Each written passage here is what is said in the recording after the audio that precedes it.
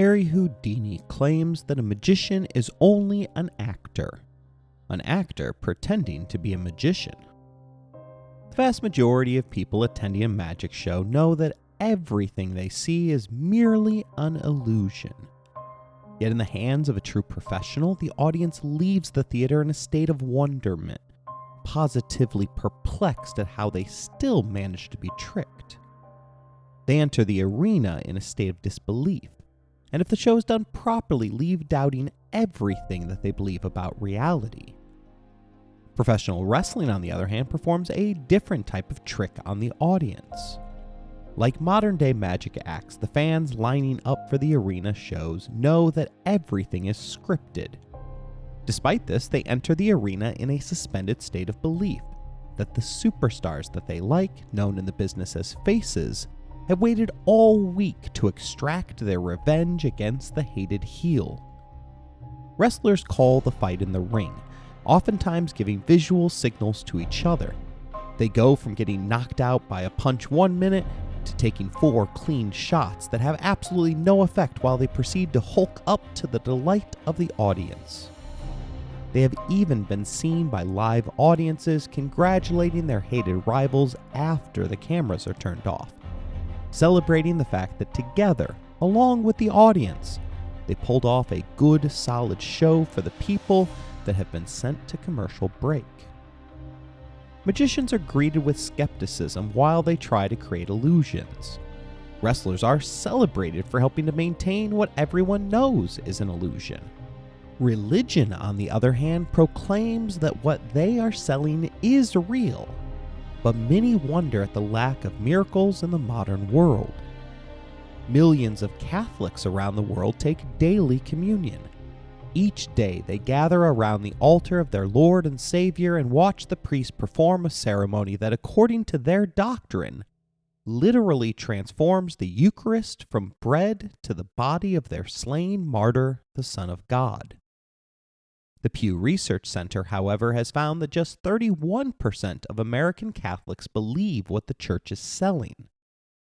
That means 2 out of every 3 Catholics in America treat the most important moment of their religious week as though it were professional wrestling or a magic show, believing that what they are witnessing is an illusion.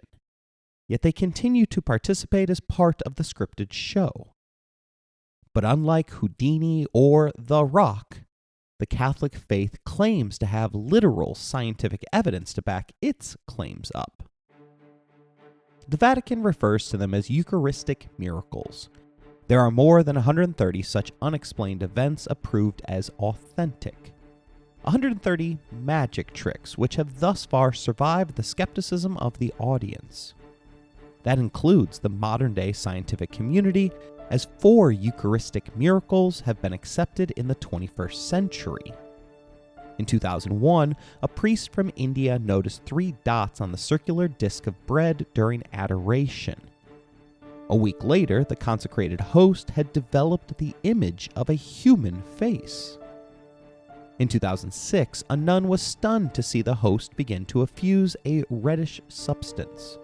Attempting to get to the bottom of it, the bishop brought in Dr. Ricardo Gomez, a known atheist. Upon extensive tests, Gomez found that the substance corresponds to blood and DNA of a human origin. Even more incredibly, the blood type matched that found in other Eucharistic miracles, as well as the DNA discovered on the Shroud of Turin, the burial cloth of Christ. 2 years later, a dropped host in Poland was tested and discovered to be identical to the heart tissue of a person nearing death. 5 years later, the feat was repeated in Poland, with another dropped communion wafer developing red stains when placed in water. Upon testing, the bread was once again found to contain the fragmented remains of a heart muscle.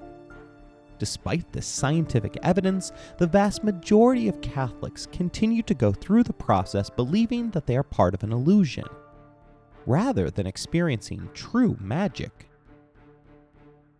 As I pointed out in the prior episode, no one can prove or disprove religion. Thus, historians have to focus on how religious beliefs affect the course of events and not whether or not the practice is legitimate or not. Ultimately, the only definitive proof will be found at the end of one's life, as we find out whether or not our journey continues in some other form. Absent that proof, many of us will remain skeptical, paying close attention to see if we can catch the magicians, the wrestlers, and the priests in the act of fooling us. This doubting isn't necessarily a bad thing. Sometimes the danger comes when someone isn't skeptical enough regarding the purported magic of canonical faith. Take Daniel Abudurin, for instance.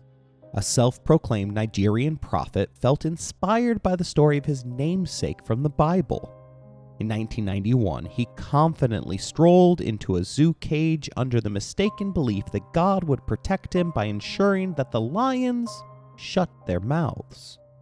He was immediately torn to shreds in front of the gawking eyes of those unfortunate enough to have thought, "Today is a great day to visit the zoo." Daniel had shrouded himself in belief, only to find out that his life had been concocted out of an illusion. Osama bin Laden came to believe that he had been chosen by God to do the deity's work on earth. But like the false Nigerian prophet, bin Laden's beliefs were built out of falsehoods, including one that occurred within his own self-styled lion's den. This is the story of how Osama bin Laden went from a high-level executive who liked to drive a bulldozer to the leader of a global Islamic jihad movement, an illusion that would lead to the deaths of countless numbers of men, women, and children who had chosen to believe that his illusion was real.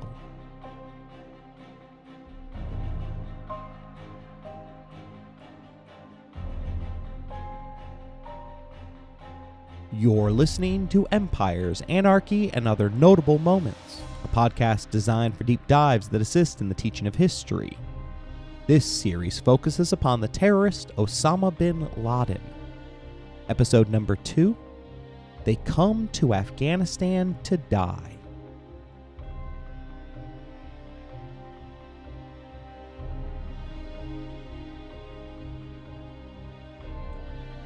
The Smashing Pumpkins' hit song 1979 focuses on the fleeting moment between childhood and adulthood. That moment where you feel as though you are waiting for your life to start, but you're not quite there yet. That year, 1979, lays down the next critical marker in the story of Al-Qaeda's headman, as it was the end of the Iranian Revolution, a violent movement which swept out the Western influences embedded in Iran. The pro-British and American leader Shah Pahlavi was replaced by a fundamentalist Shiite government led by the Ayatollah. Osama would have enjoyed England and America receiving their just desserts for their role in establishing Israel. But he, like all Sunni Muslims, deplored the concept of a Shiite nation. These two major factions of Islam had split over the successor to the Prophet Muhammad. Although the two groups had managed to get along for centuries, recent history has bore witness to escalating sectarian violence. Bin Laden urged cooperation between all Muslims in the face of Western threats, but the Washington Institute points out that groups linked to Al-Qaeda have a history of perpetrating isolated attacks against Shiite targets. In 1988, Osama bin Laden himself led a group of Taliban fighters to suppress a Shiite revolt in Pakistan, which resulted in the massacre of several hundred Shiite civilians.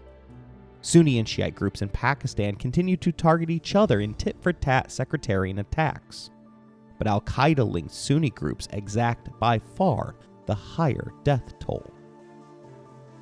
Iranians didn't transform bin Laden from construction executive to mass murderer, but the Ayatollah's takeover had revealed that Middle Eastern stability was an illusion. Revolution was in the air. On November 20th, 1979, a group of JSM militants took control of the Kaaba, the House of God, and the endpoint of the holy pilgrimage required by the 5 pillars. The large black structure is mostly empty, unless you believe that the spirit of Allah continually inhabits it. Its holy stature means that violence is absolutely prohibited. Thus, every one of the 50,000 adherents making their way around the structure were just as shocked as those onlookers at the Nigerian zoo had been when one man seized a microphone and proclaimed that the Mahdi, a divinely guided man foretold by the prophet himself, had returned to Earth to rid the planet of evil. The JSM militants had grown furious with the Saudi regime's embrace of modernism, which had flooded the Holy Kingdom with westernized products via oil profits. In contrast to the royals, the JSM lived modestly, oftentimes among Bedouin desert dwellers. On this particular day, however, they came to the Grand Mosque, the largest Muslim house of worship in the world, with their own Western imports. Historian Yaroslav Tromov describes the scene for us. Mecca remained jam-packed with the faithful who had just finished the Hajj. Many of them had spent the night inside Islam's holiest shrine, curling up on wool carpets in the Grand Mosque's multi-story labyrinth of nearly 1,000 rooms. As usual, these worshippers camped along with their bundles, mattresses, and suitcases that nobody had bothered to check. Following custom, many hauled in wooden coffins, hoping that the Imam would bestow on decomposing relatives inside the precious blessings that can only be received in such a sacred precinct. On this day, some of these coffins contained unusual cargo: assault rifles, Belgium-made FN/FAL guns, bullet belts, and an assortment of pistols. Unable to believe what they were seeing, the government initially dispatched a few squad cars of on-duty officers. They were immediately repulsed as the mosque's 7 minarets, the bell towers that ring out to signal the daily calls to prayer, had been transformed into sniper nests. Perched 292 feet in the air, the JSM immediately gained control of the surrounding area. Islam is a decentralized faith, meaning that it allows any cleric to issue a fatwa, or religious interpretation of God's will. The Saudi government quickly sought out and received a blessing via a fatwa to grant the military holy clearance to use deadly force in their holiest of places. But the JSM were prepared, and the body count soon reached into the hundreds. It took 6 full days to take control of the courtyard and the buildings surrounding the Grand Mosque.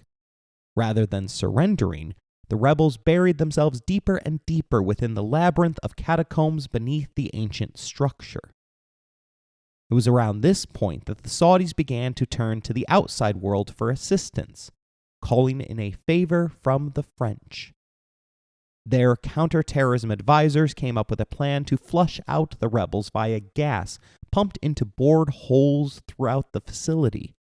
The cooperative efforts, however, were conducted in secret, hiding everything from the audience, as the Saudi regime feared losing face by inviting Western intervention into the heart of Islam. It's at this point that the siege of Mecca becomes ever more fascinating, as the men chosen to bore the holes for the gas were contracted from the Bin Laden Construction Company.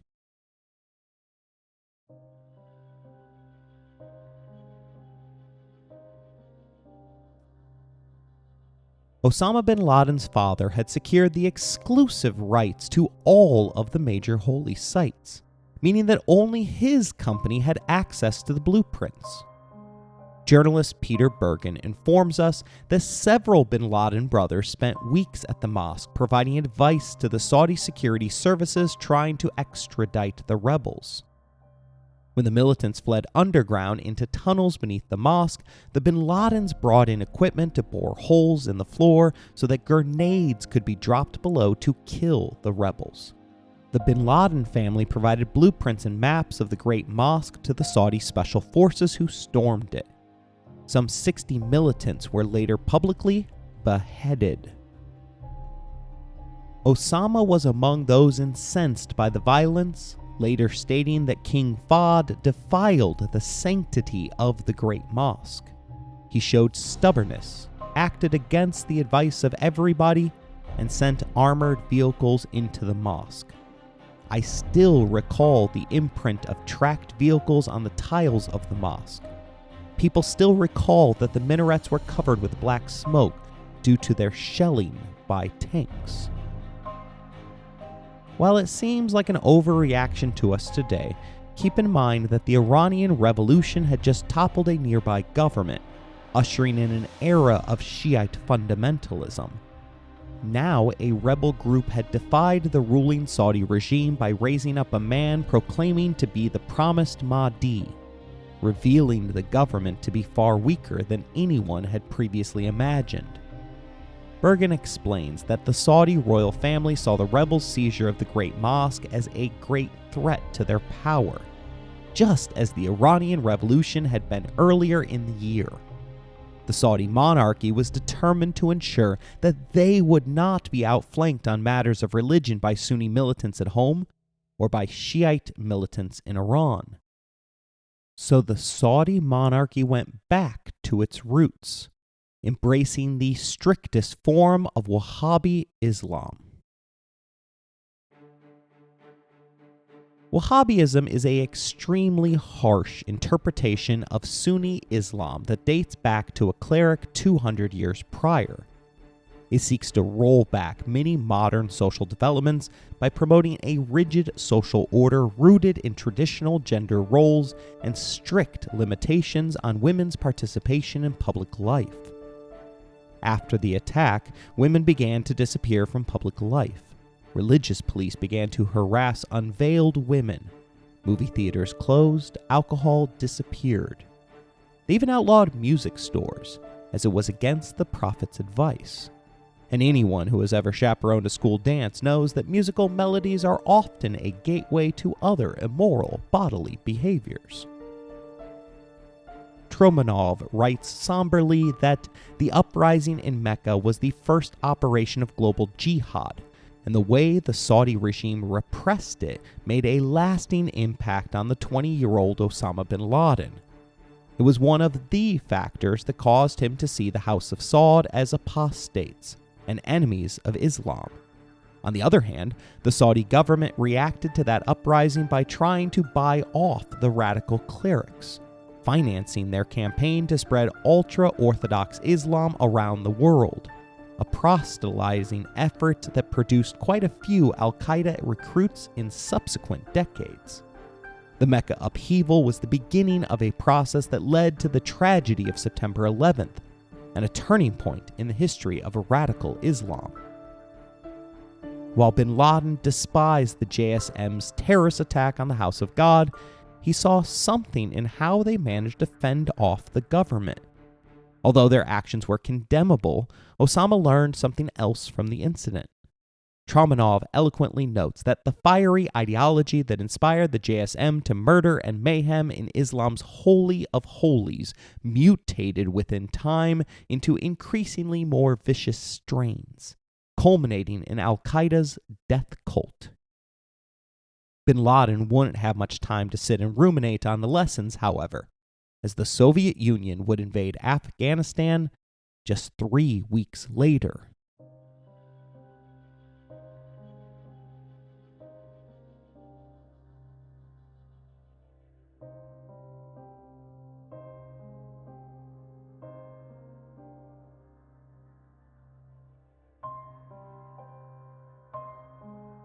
Afghanistan's unique geography, with its rugged mountains, vast deserts, and isolated valleys, have always made it a strategically important, yet extremely difficult place to conquer. The country's history is one of continual invasion, each one leaving a mark on the region. Yet no conqueror has been able to control the country, resulting in Afghanistan becoming known as the graveyard of empires. Alexander the Great came first, venturing into Afghanistan while it was still part of the Persian Empire. He was so impressed by the resilience of the Afghan tribes that he allowed them to retain a degree of autonomy. In all likelihood, he just realized that they were ungovernable. Genghis Khan arrived in the 13th century to inflict terror on the region, but a few generations later, Afghanistan was free once again.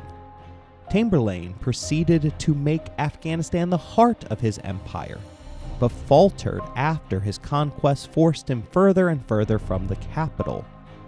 Babur conquered Kabul for the Indian Mughal Empire, but not even he could completely subdue the Afghan tribes as the region proved itself too fractious, too proud, and too rugged for any one empire to hold for long.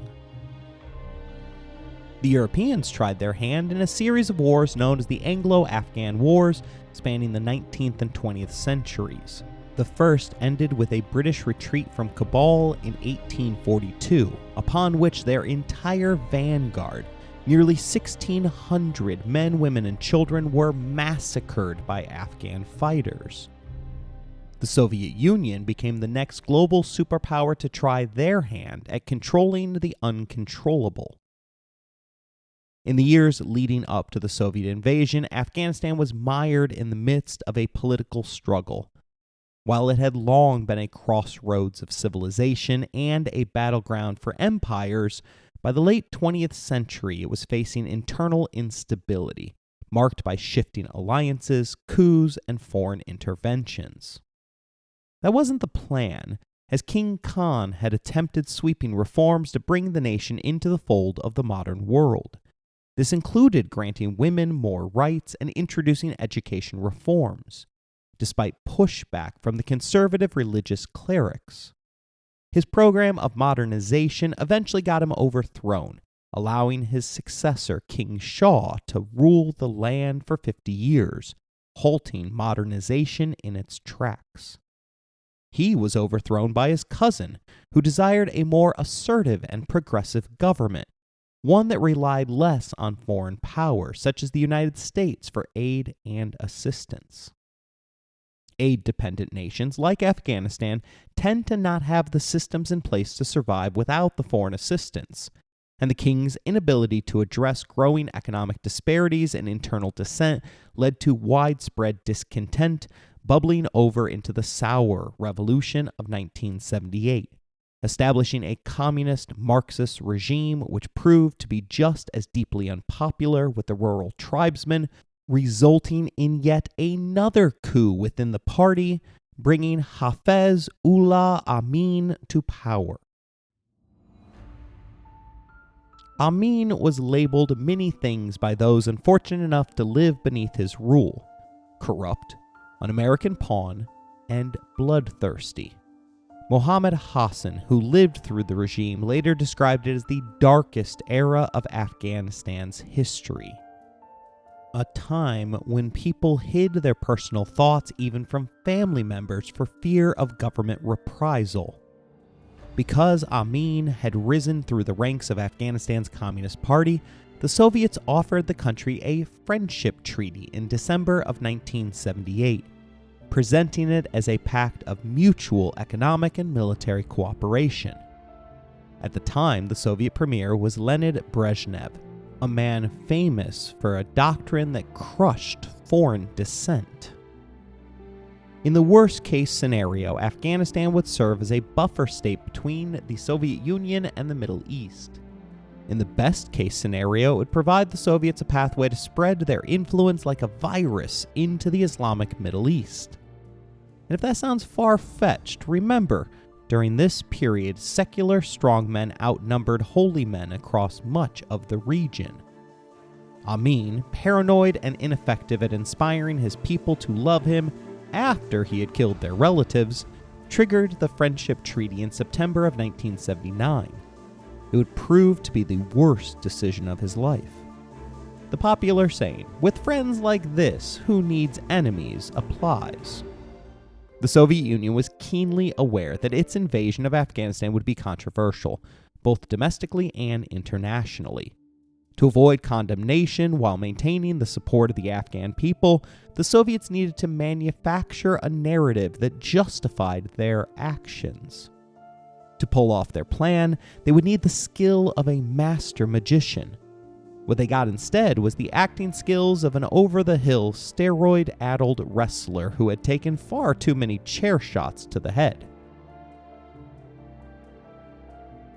A KGB operative had infiltrated the Afghan president's kitchen staff, and during lunch slipped poison into the food of Amin and several of his ministers. The plot was elegant in its simplicity. Blame the attack on anti-government rebels, then have Soviet forces arrive as benevolent rescuers. But the plan collapsed almost immediately. 2 Soviet doctors, completely unaware their own intelligence services had orchestrated the poisoning, rushed to Amin's aid, pumped his stomach, and saved his life. So 4 hours later, Moscow moved to Plan B. Gunfire erupted across the palace grounds. According to Radio Free Europe, the secretary to Afghanistan's defense minister was sitting at his desk when the assault began. He later recalled getting up, grabbing his semi-automatic rifle, and opening the window. There, he saw gunfire coming from below, so he fired a few rounds. But something seemed off. The attackers wore yellow uniforms and woolen hats. He remembered thinking, "They look like Russians." He charged towards Amin's office, and there, by his account, watched a Soviet translator turn and shoot the Afghan president at point-blank range. The defense minister himself was hit by gunfire. 2 grenades exploded near him. Somehow, still alive, he hurled himself from the window to escape, shattering both legs and his hip in the fall. The charade was barely believable. These supposed Afghan troops in woolen hats were about as convincing as the Sons of Liberty dressed as Native Americans at the Boston Tea Party. With Amin dead, the Soviets installed Barak Karmal as Afghanistan's new leader, a puppet propped up by foreign bayonets while Soviet tanks and helicopter gunships poured across the border. Brezhnev committed more than 75,000 troops to the exercise, confident the entire operation would be over in 3 to 4 weeks. Afghanistan from that moment on was independent only in name.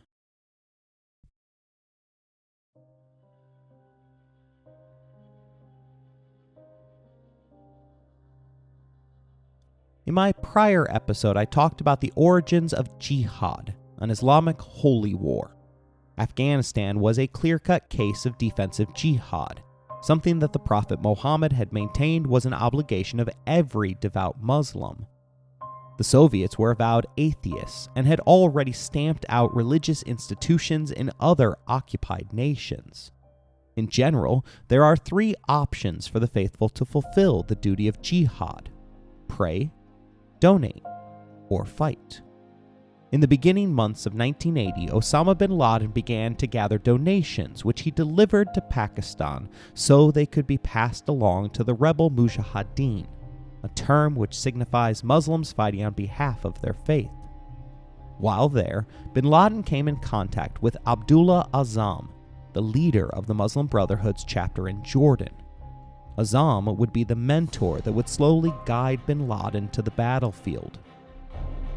Azzam was deeply involved in the fight for Afghanistan, publishing the book Signs of the Most Merciful in the Afghan Holy War, in which he wrote of miracles witnessed during the fighting.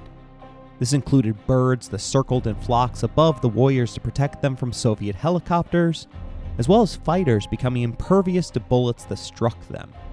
More than 300 miracles were documented, amounting to an avalanche of evidence. Of course, it also could have been an example of one of my favorite logical fallacies, card stacking, where you support a false or weak argument with massive amounts of flimsy evidence in order to convince someone that the proof is too overwhelming to be false.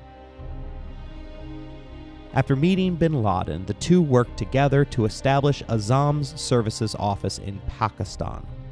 The group coordinated the work of Arab volunteers who were coming in response to his propaganda pieces about the Mujahideen.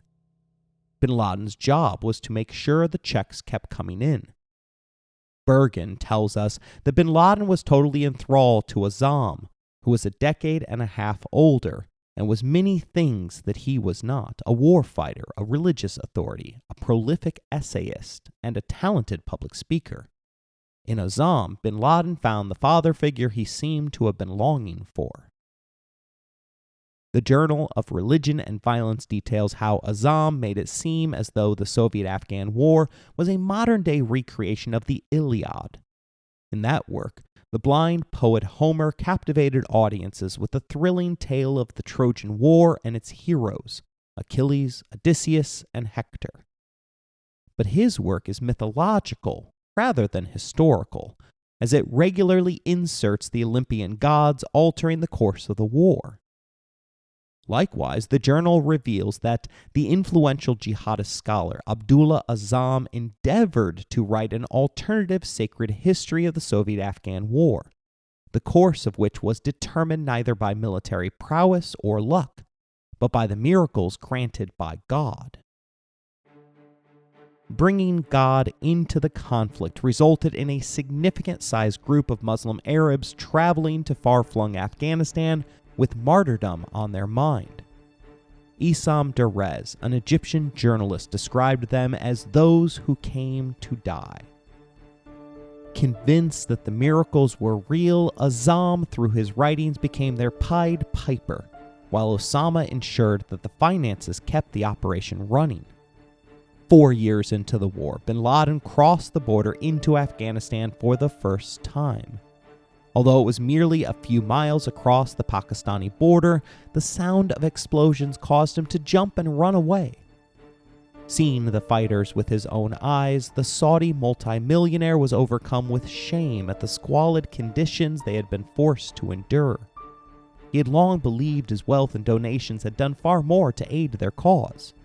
Later, he admitted the guilt weighed so heavily on him that he felt only martyrdom could absolve him of the false pride he had carried. Rather than immediately launching himself at the front lines to meet his maker, bin Laden returned to Saudi Arabia with loads of personal stories, which included surviving a Soviet air raid.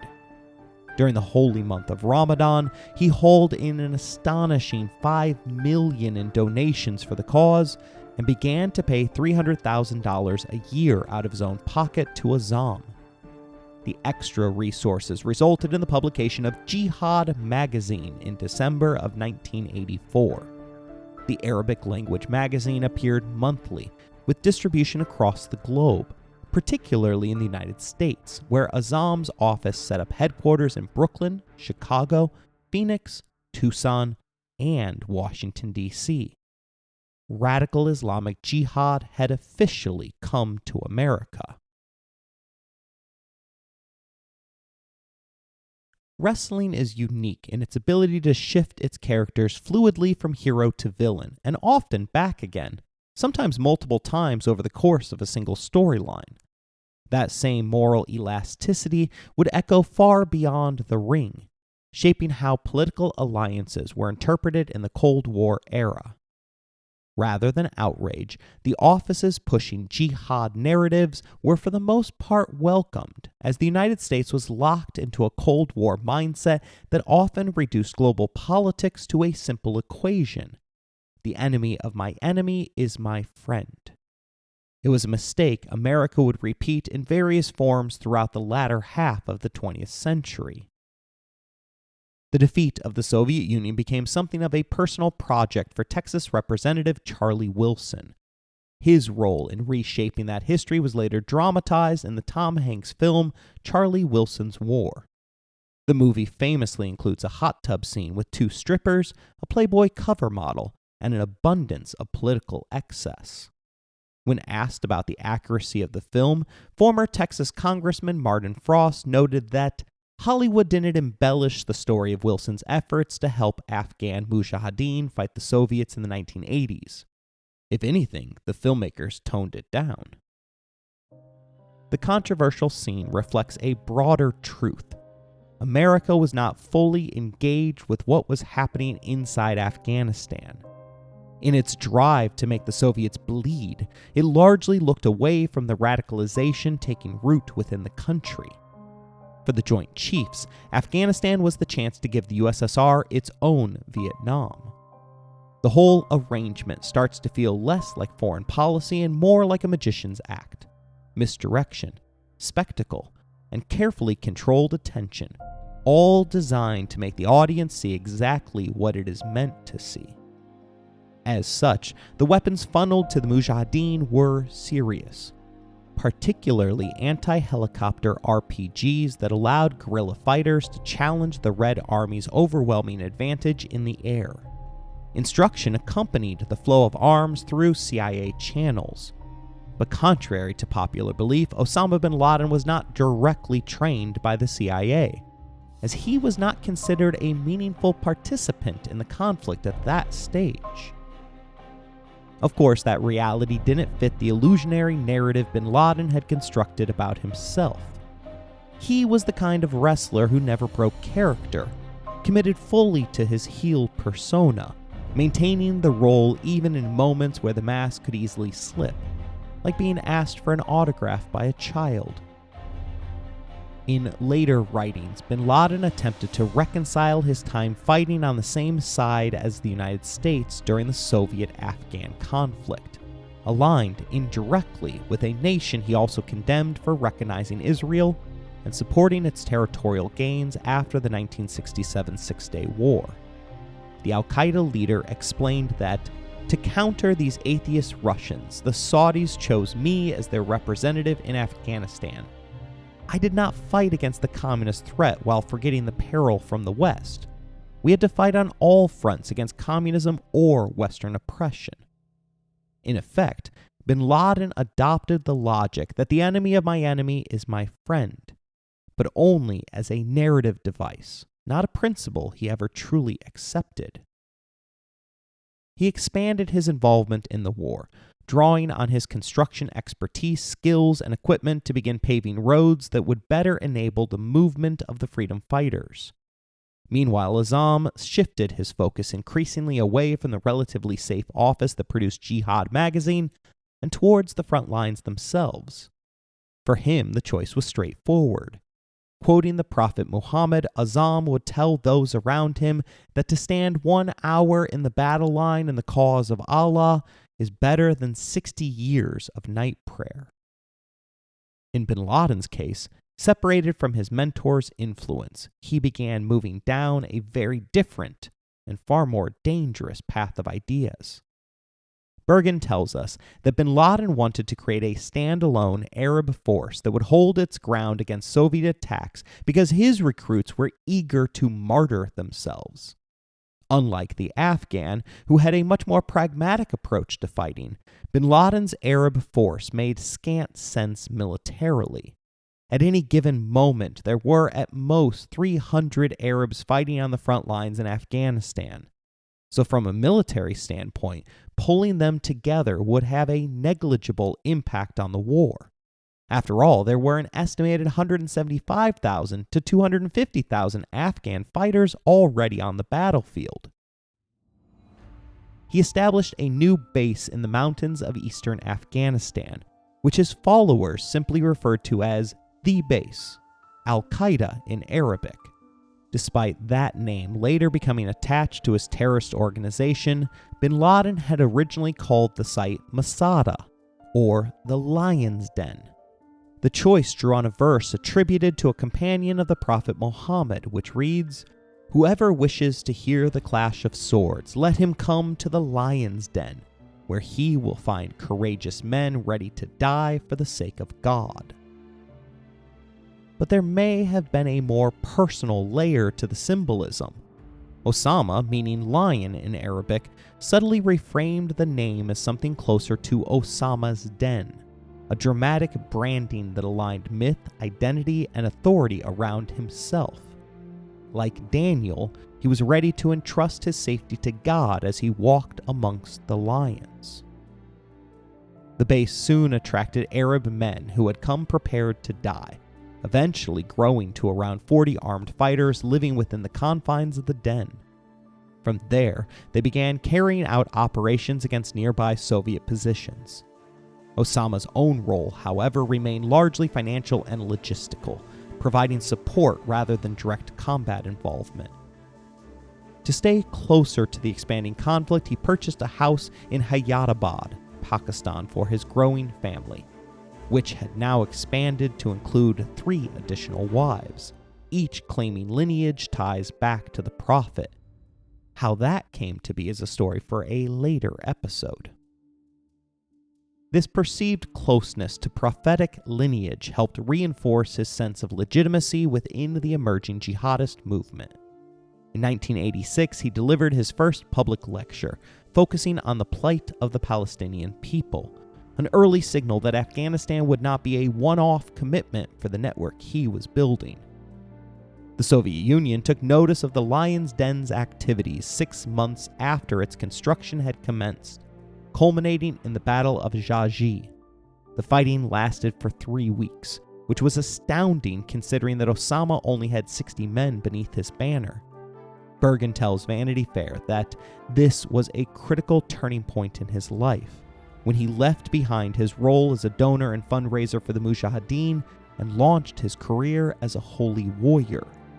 Bin Laden, demonstrating the zeal of a fanatic, told the Syrian journalist Bassel Mohammed that he hoped his new base would draw heavy Soviet fire.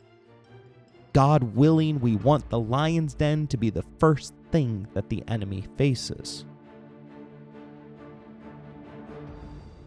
I don't consider myself a courageous warrior by any means, but I would consider this to be a stupid strategy against a superior enemy who has superior technology and has won all of its direct engagements during this mostly guerrilla-led war.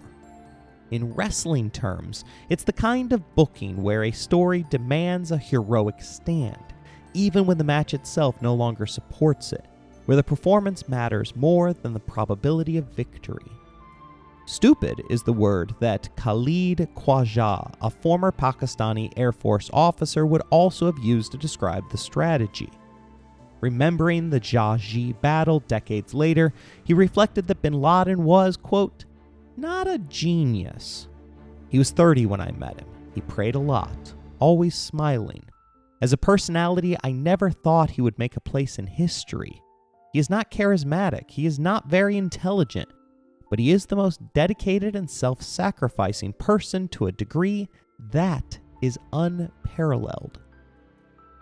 The battle ultimately went the Soviet way, with bin Laden even arguing with several of his men about the need to retreat and fight another day rather than meet their end through acts of martyrdom. But by this point, Osama had begun to see himself as a man of destiny, convinced that the image cultivated in large part by Azam reflected his true identity. On the 27th night of Ramadan, known as the Night of Power, a moment Muslims believe is marked by divine decree and the opening of the gates of heaven, he reportedly witnessed a Soviet warplane targeting his position. But rather than meeting a divine end, he watched as a group of Afghan fighters suddenly engaged the aircraft, bringing it down in pieces as it crashed nearby. This was the first of 5 battles in which bin Laden would personally take part. It is likely he interpreted it as a sign, perhaps even as a parallel to the Prophet Muhammad, who is said to have participated in 27 raids against his enemies. Afghanistan, in that sense, was not an ending, but the beginning of something larger in his mind.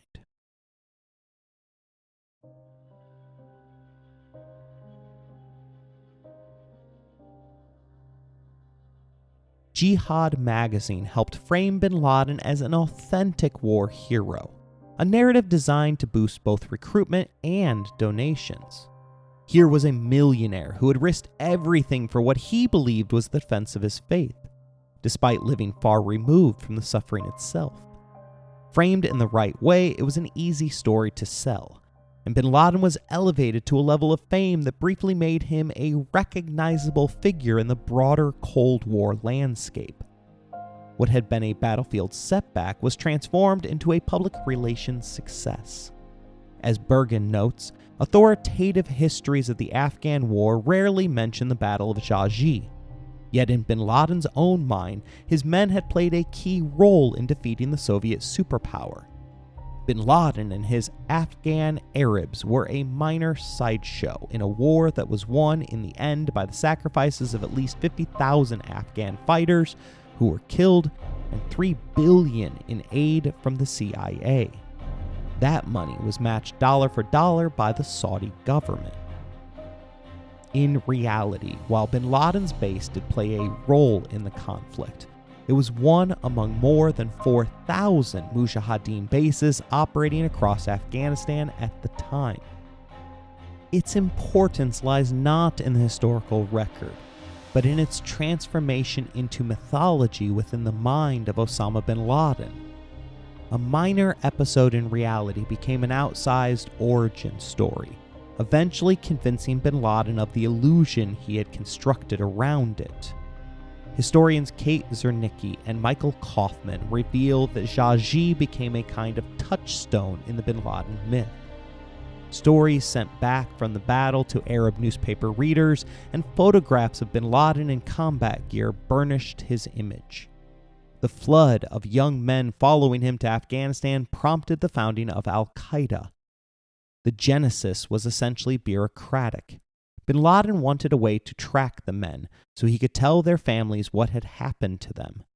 The documentation that Al-Qaeda provided became a primitive database of young jihadists.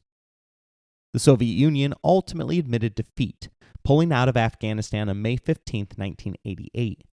The main reasons that they lost can be summed up as public fatigue, an unacceptable drain on manpower, and a reorientation of Soviet policy in an increasingly desperate attempt to save their empire. Mikhail Gorbachev prematurely ended the war that he inherited. In its place was a series of reforms beneath the banners of perestroika and glasnost. The liberal opening up of the Soviet Union was too little too late, however, as the evil empire found itself beset with revolutions throughout Eastern Europe in the wake of their withdrawal.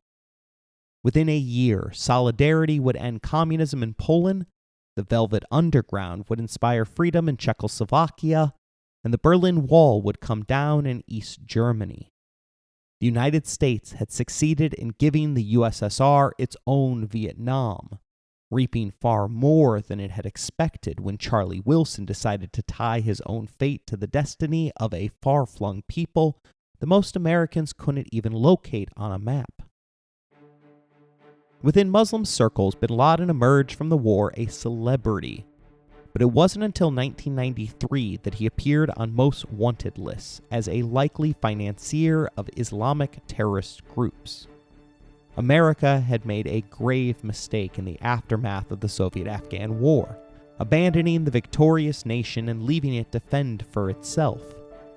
The withdrawal of the Soviets had left a power vacuum that would be filled by the Taliban, a fundamentalist religious group which would reverse all of the progressive reform that had occurred. Aiding those who had valiantly fought against our enemy wouldn't have stopped bin Laden from later attacking the United States, but it might have prevented him from finding refuge within Afghanistan. The Soviet-Afghan War had permanently transformed bin Laden in his own mind.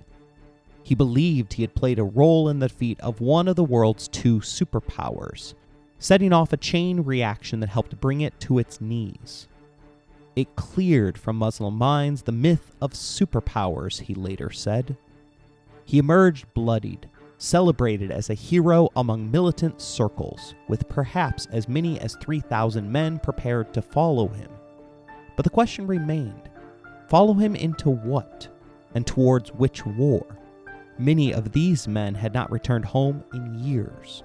For them, fighting was no longer a mission, it was the only life they knew. Meanwhile, vast stockpiles of weapons remained across the region, grenades, rifles, and rocket launchers, many supplied through CIA-backed channels during the war.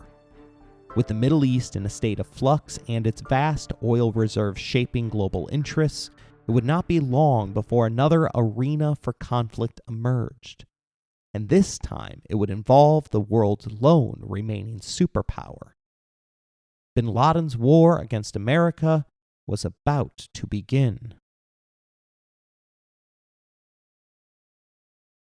I hope you enjoyed today's episode. If you want to interact with the show, you can email us at resourcesbylowery@gmail.com or find us on Bluesky beneath the handle EmpiresPod.